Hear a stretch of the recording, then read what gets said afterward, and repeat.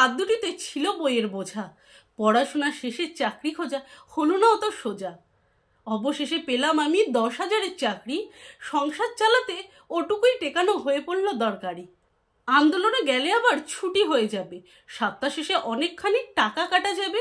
এমনিতে ওসব কিছু হবে না এই পোড়া দেশের। ওই 2 দিন চিৎকার হবে, 3 দিনই সব শেষ। ওসব দিকে কান দিও না, নিজের কাজ করো। আর এই যে মেয়ে, নিজের কাপড়টা ঠিক করো।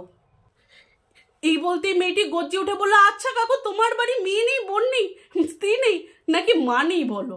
এই শোন মেয়ে আমার সন্ধ্যার পরে থাকে না রাস্তাতে। বউয়ের শাড়ির মাপকাঠি 12 হাতি হবে। মা আমার বৃদ্ধ হয়েছে, ওসব চিন্তা নাই। নিজের মতো ইনকাম করি, নিজের মতোই খাই। কাকু বলছে, আমি বলছি কি হবে এই দেশের? সবাই দেখবি চুপ হবে, হার মানবে শেষে। কাকু হয়তো ভুলে গেল বৃদ্ধের বয়স ছিল 80, 4 বছরের মেয়ের ধর্ষকেরই হয়নি এখনো ফাঁসি।